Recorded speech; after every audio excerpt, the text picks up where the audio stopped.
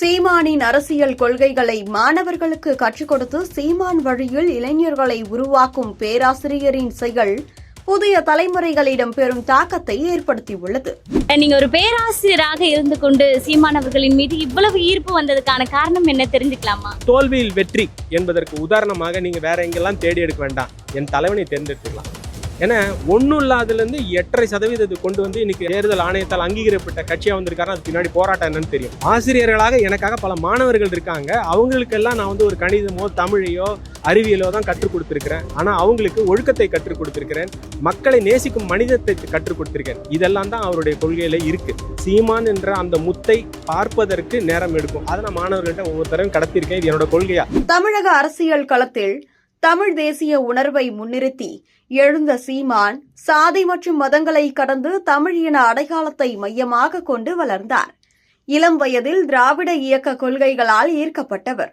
தமிழ் மக்களின் சமூக நீதி கோரிக்கையையும் இணைத்து நாம் தமிழர் கட்சியை உருவாக்கினார். இந்த கொள்கை சாதி மதம் எல்லாவற்றையும் மறந்து தமிழ்நாட்டை தமிழர்கள் ஆள வேண்டும் என்ற உரத்த குரலாக பதிந்தது. இதன் விளைவாக இன்று கல்லூரி மாணவர்கள், தினக்கூலி தொழிலாளர்கள், சமூக ஊடகங்கள் மற்றும் சினிமாவில் ஈர்க்கப்பட்ட இளம் தலைமுறை சீமான் கொள்கையால் ஆழமாக ஈர்க்கப்படுகின்றனர். அவரது பேச்சு, மொழி, உணர்ச்சி ஊற்றங்கள் தமிழ் உரிமைகள், தமிழ் மண் மற்றும் கலாச்சாரத்தை பாதுகாக்கும் போராட்ட உணர்வை ஊட்டுகிறது.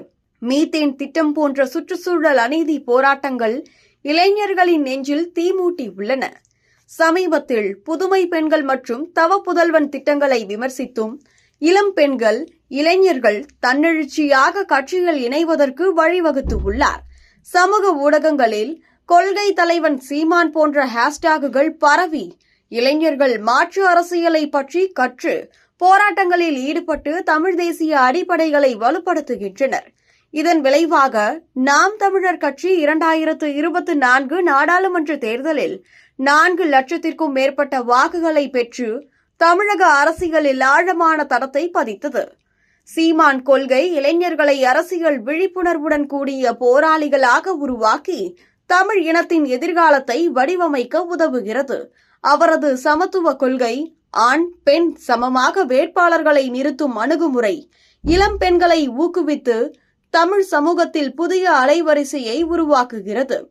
சீமான் அரசியல் கொள்கை இளைஞர்களின் உணர்ச்சி, அறிவு மற்றும் செயலாற்றலை ஒருங்கிணைத்து மாற்றத்தின் விதைகளை பரப்பி வருகிறது.